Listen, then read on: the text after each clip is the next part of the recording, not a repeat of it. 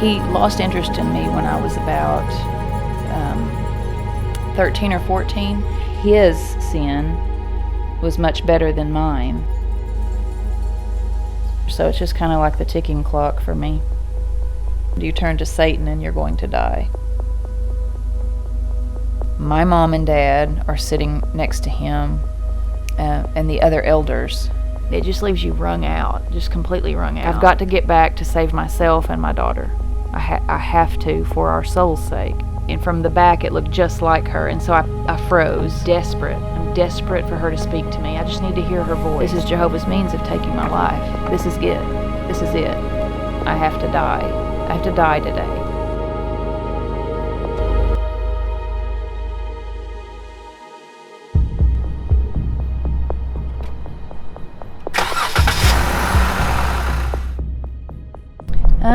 This is such a sleepy kind of town. Most people go an hour and a half away to have any fun or even go out to eat because there's not much to it. Oops. And they don't care for their streets. We've got a real bad street pothole problem here. There's no money to fix it. We just live with it.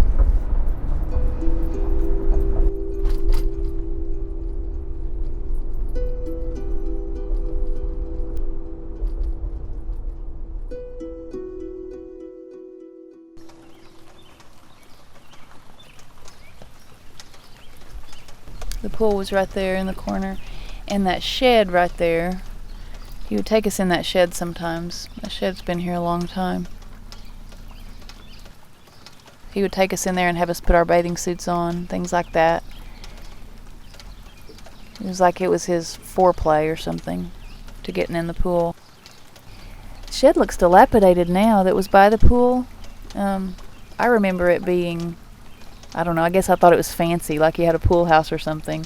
But it looks kind of like it's going to fall down any minute now. I wish it would.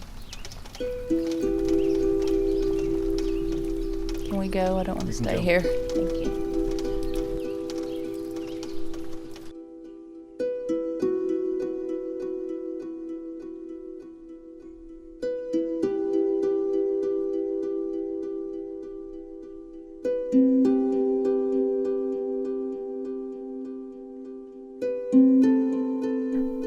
I was introduced to Ronnie as somebody quite Christ-like, no question in my mind. Even as a young child, I can remember the reverence that they had for this man. Every Saturday morning, go to the Kingdom Hall, and he would single me out and ask me to work in field service with him every Saturday. That's what everybody's view was. It was a privilege to work with Ronnie Lawrence door to door. After service, he always, if I was in his car group, he wanted me to go spend the night with him at his house, swim in his pool. And so to spend the night just followed. Like he would say, well, you're just going to stay the night with me now. You better just stay the night.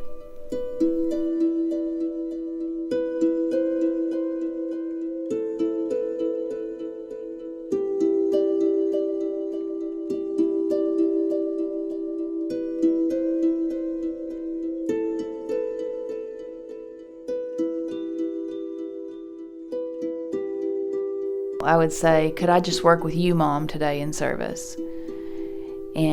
Or Dad, could I just be with you?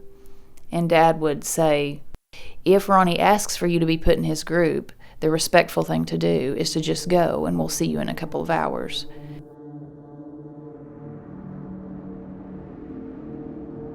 He lost interest in me when I was about 13 or 14. I became very, very rebellious, started having eating disorder problems, tried to isolate myself as much as I could. I hated the meetings. I hated the sight of Ronnie. I was promiscuous. Ronnie approached me when I was 18 and said, "Have you had sex?" And I said, "Yeah, I have." And Ronnie formed a committee to get me disfellowshipped.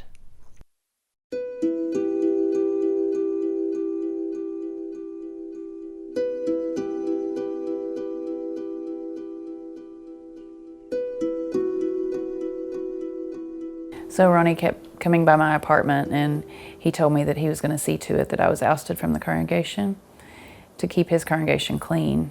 And I thought that ironic that the man that had molested me for so long needed to keep his congregation clean.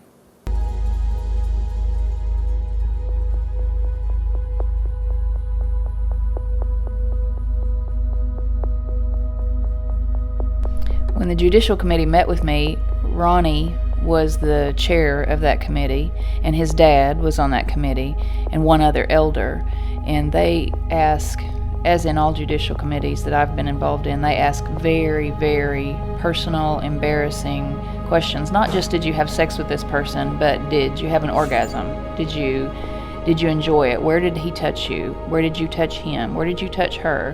Whatever they wanted to ask. And you felt not just humbled, but broken by the questions as you were answering them.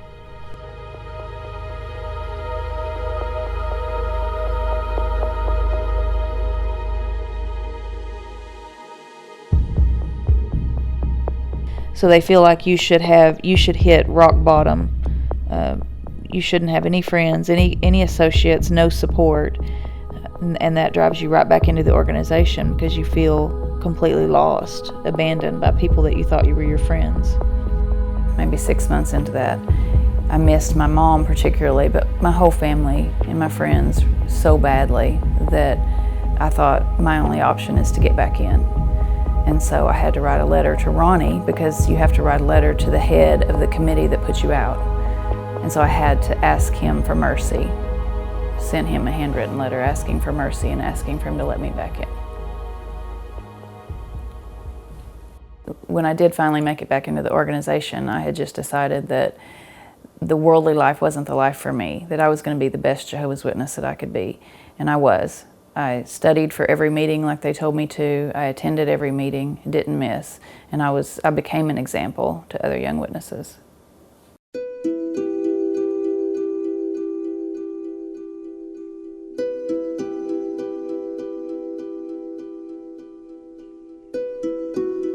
When I was about 28 or 29, after I'd been disfellowshipped the first time, when I was back in, another Jehovah's Witness young woman came to me and asked me if I had been messed with by Ronnie.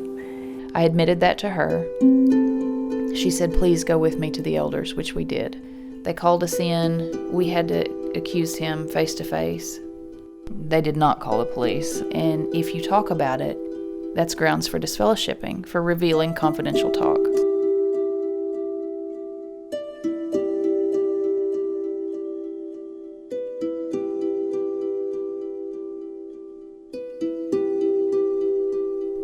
The overlooking of pedophiles in the organization is only because they've been taught to let the elders handle it. And I think they have faith that the elders will handle it in the best way. But they don't.